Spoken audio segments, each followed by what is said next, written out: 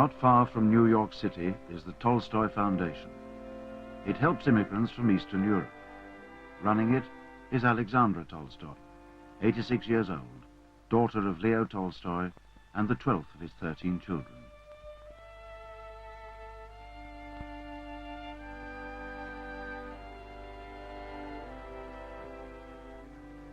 Leo Tolstoy, the Russian writer, was a towering mountain in the world of literature.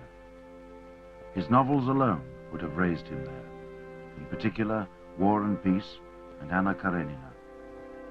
But he was also a prodigious thinker, philosopher, and religious man. Alexandra Tolstoy's memories of her father start at the time when most of his novels were already written. His dissolute young manhood was far behind him, and his reputation established well beyond the borders of Russia. I remember our family when we were 9, but altogether there were 13 children. And 4 of them died before, and then my little brother Vanya died later. So after that we were 8. And now I'm the only one left. At the end of the 19th century, the Tolstoy family lived on their country estate, Yasnaya Polyana, 130 miles south of Moscow. He was Count Tolstoy, with considerable lands and fortune, but possessions and status meant little to him. His personal qualities, as much as his literary ones, made him a kind of magnet, attracting the curious, the respectful, and the ardent from far and near. When these visitors left, the eminent writer became the boisterous father and hurled himself into games with his children. He used to put us on the carpet, and then we would sit on the carpet and he would go around dragging us on this carpet all around the room, the dining room. And then sometimes he would play another game. There was a big sort of a, I don't know, those baskets they had instead of a luggage, you know, enormous baskets. They don't know, basket like that. They don't use them now. So he would put us into that basket and would carry us around and then put us into some dark corner and say, well, guess, where are you?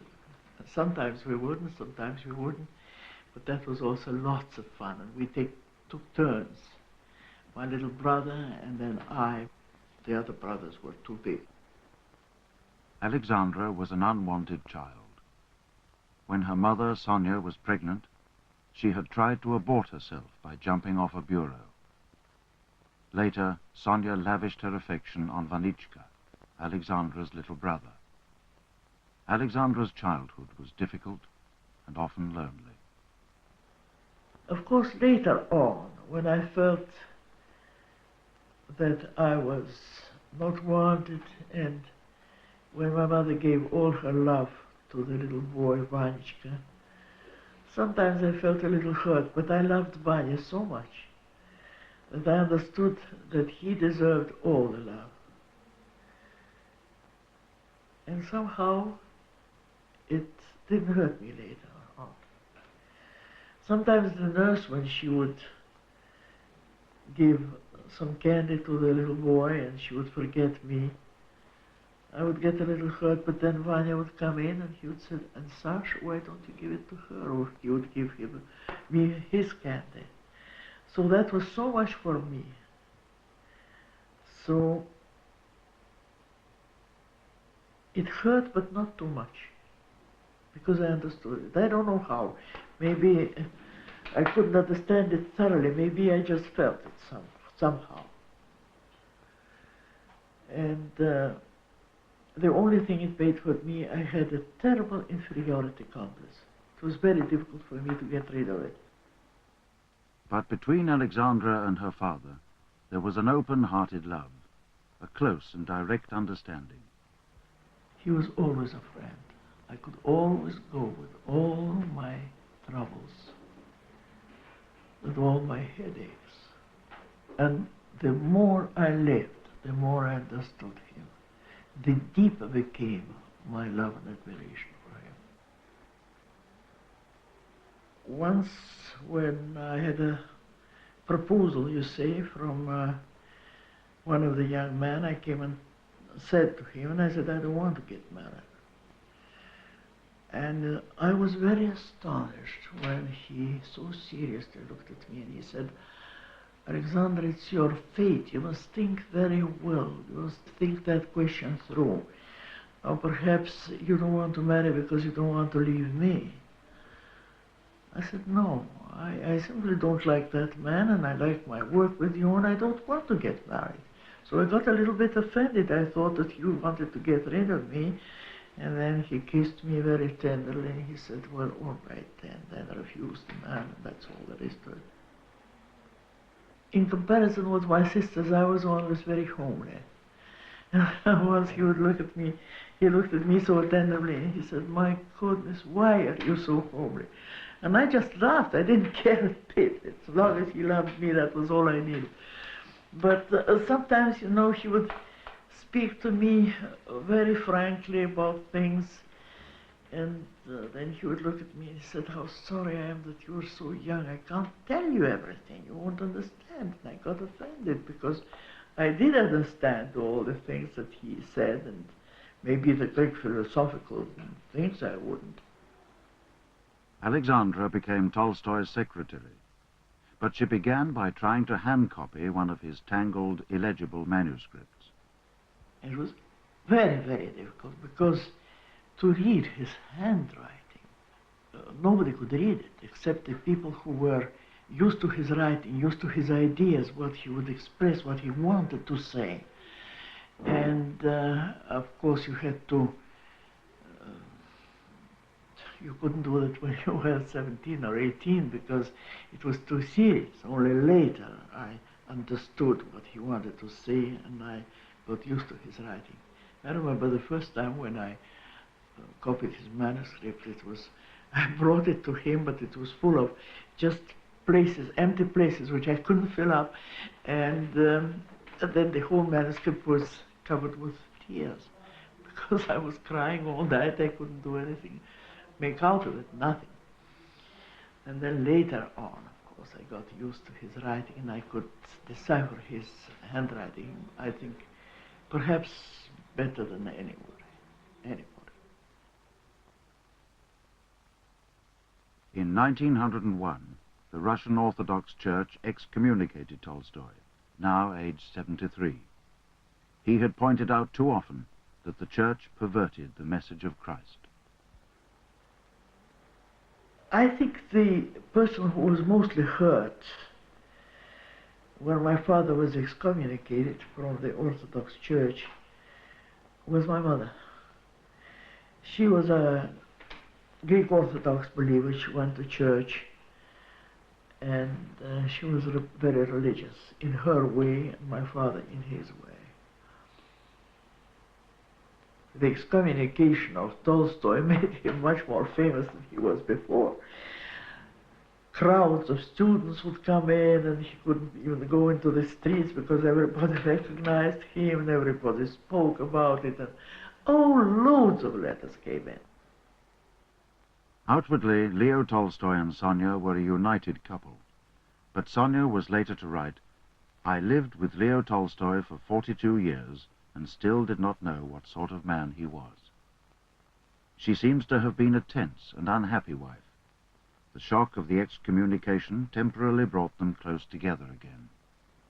It united my mother with my father for a while because my mother was terribly indignant about the whole thing. And she, at that time, she was on the side of my father. The Tolstoy household was not peaceful. There were bitter scenes between Leo Tolstoy and Sonia, and she regularly threatened to poison herself. She grew more unhappy, more desperate. It was in this atmosphere that Alexandra grew up. My father did not like the atmosphere of Yasnaya Polyana. What was going on? The servants, he himself used to bring his water and take his garbage out, do all these little things, and make his bed. But there were lots of servants in the house, and he didn't like it. But the worst thing that he disliked were the guards who were brought in, because my mother was very angry that the peasants were, I would say, stealing. Nobody wanted that dry wood. Nothing would happen if they would take a bag of grass to feed their cattle. My father would give it all away, but my mother felt differently. And this was one thing also that made them quarrel many times, and why the life in Yasna Polyana became very unpleasant for my father. By now, Leo Tolstoy, aristocrat and world-famous writer, was anxious to simplify his way of life. He wore peasant clothes and would walk the 130 miles to Moscow. Even as an old man, he continued to work alongside the peasants on his estate. He was fighting for justice and opportunity for the Russian peasant, advocating love, honesty, and non-violence between men. Most of the peasants didn't understand his ideas, but more telling, they liked and respected the man.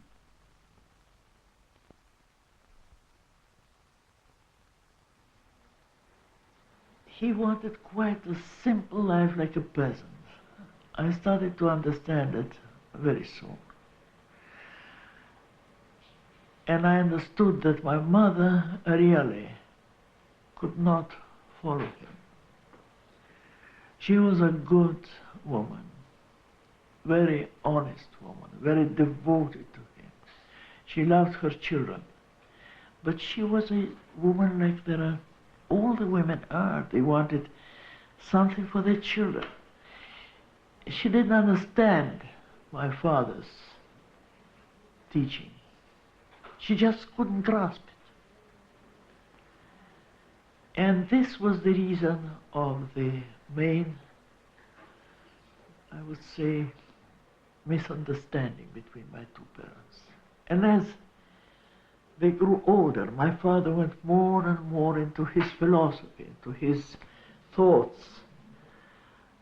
yearning for that simple life that he always loved. And she couldn't understand. Next, the family lost two of its best-loved members. Vanichka died when Alexandra was 11. He passed away in 2.5 days, scarlet fever. And Vanichka was loved by everyone in the house, by the family, by the servants, by everybody who met him. He was a boy that was ready to go. I don't know if you understand what I mean, but I have a belief that God takes people sometimes when they are ready to go, when they're young. He couldn't be better. I remember how we were walking in the estate and my mother would show him all the woods and the fields and say, Vanichka, this is all yours, because he was to inherit Yasna Polyana as the youngest of the family. It was also always the Tolstoy youngest member who inherited Yasna Polyana. And he would say, Mother, everything belongs to everyone. This is mine. He would always defend those who were unhappy. The other member of the family to die was an older sister, Masha. Masha was married then. She didn't live with us, only she came and visited sometimes my father, but still she was very close to him. We all loved her. And Masha and my mother never were great friends because Masha was absolutely the follower of my father. She admired him, she followed him with his ideas, and when she was in the family, she was a vegetarian. She worked with the peasants, she helped them. She even refused to have the share of the inheritance, the property that was divided between everybody. And the loss was especially a terrible loss for my father. He lost a very great friend and a follower in his daughter Masha. And I can say with full frankness that I think that she was the daughter whom he loved the most. She was the one with whom he would share his ideas. I was too young. Oh, I had so much love from him, but still I must say that Masha was more needed for him. He needed her more than he needed me because she was older.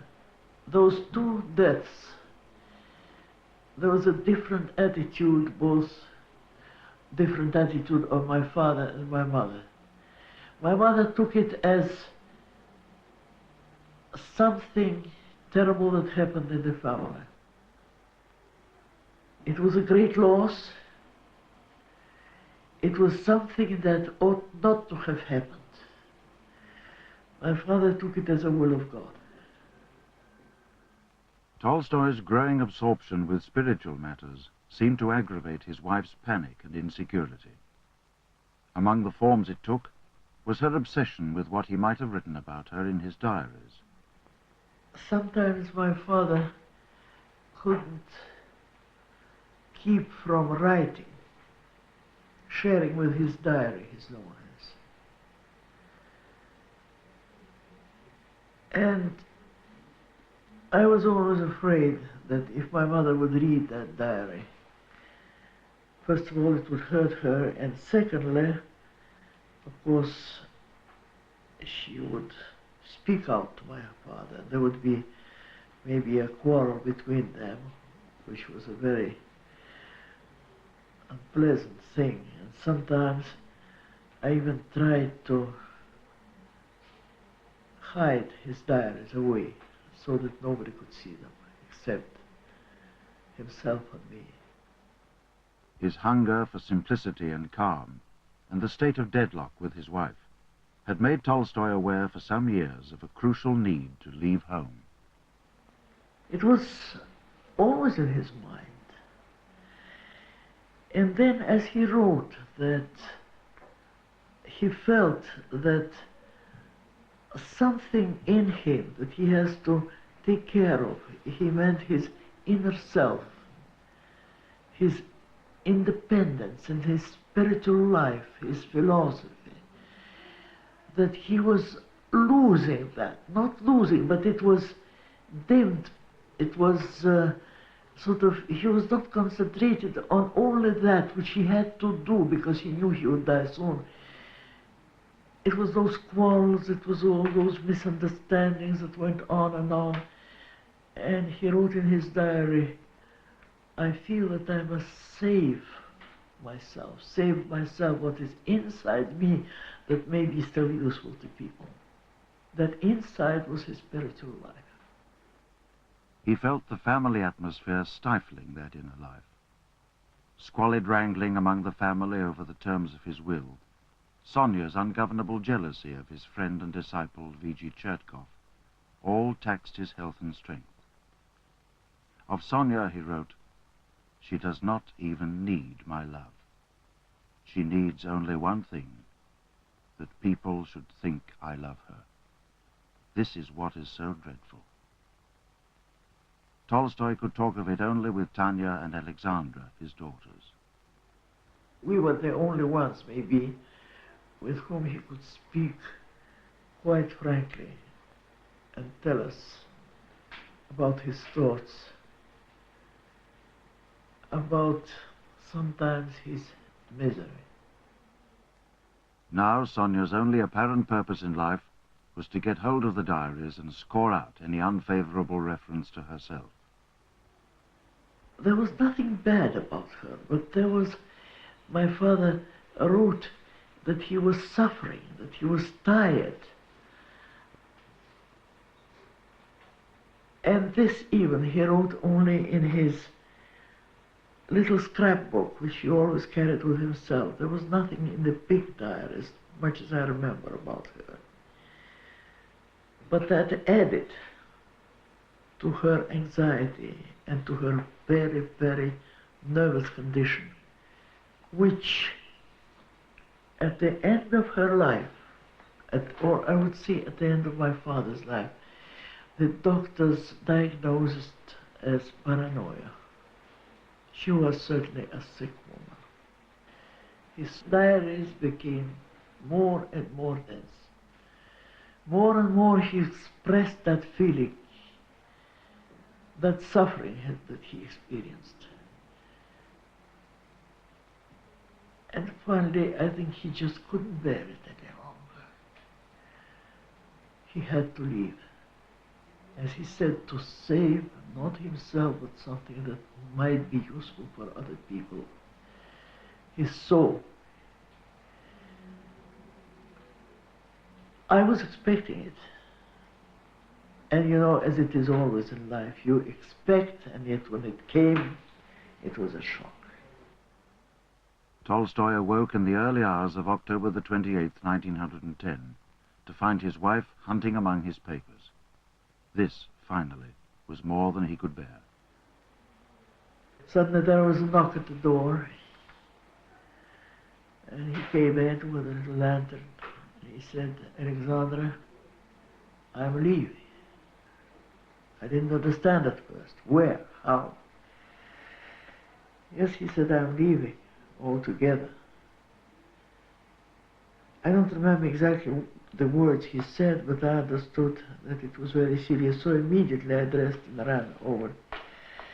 And he was already, when I got dressed, during that time, he already was at the stables where the coachman and the horses were.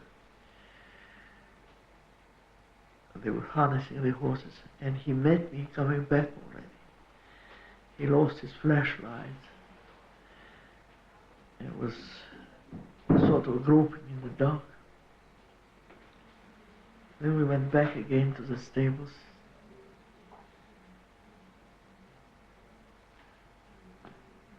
Then the old coachman, he was so frightened because he said, "What is the Countess going to say when she knows that I took the Count over to the station?" Well, I wrote it down then in my diary, all that happened. And you know, it's sort of dim now in my memory, how it all happened. I only remember how he said goodbye to me, and then he left through the orchard to the nearest station. And it was only later that I joined him. He only told me to take care of my mother. And indeed I had to take care of her because she was so hysterical. She was so upset that she even threw herself into the pond, and my father's secretary and myself, we threw ourselves right as we were in our clothes after her, pulled her out. And all day long, several days long, I watched her till the other members of the family came. It was one of the worst times I ever lived through. So my father went with Dusan Makovitsky, and he went to my Aunt Mary, the nun. And he lived there near the nunnery, in a little hotel with Makovitsky. Makovitsky was Tolstoy's doctor. They only stayed at Shamadin Monastery Hostel for 2 days. Tolstoy became afraid that his wife would find them. So with Alexandra, they set out by rail for the Caucasus. After a night's travel, He fell ill on the train. They put him to bed at the station master's cottage at Astapovo. Had all the doctors coming in. My sister Tanya and my brother Serge, the closest to him, were admitted, Chetkov. And by turns we took care of him. All the famous doctors came, but nothing could be done.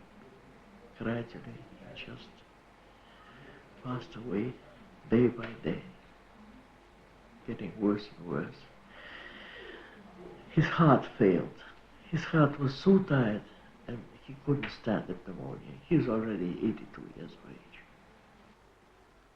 Sonia came too, but while hope remained, she was not allowed into his room, in case the shock of seeing her should be too much for him. He was very, very, very weak at that time. He hardly could speak. And he said, truth. I like truth. On November the 6th, 1910, his life finally ebbed away. The world mourned his death.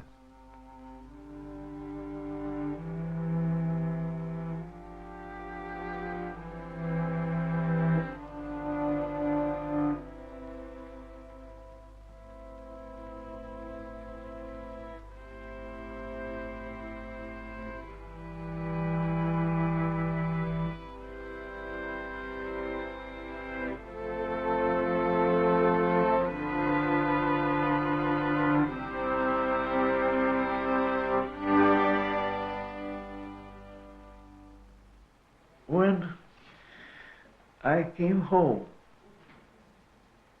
from the station, Astapovo, I came to Yasna Polyana, and suddenly I understood that life was empty. I had no one, I had nothing left, absolutely.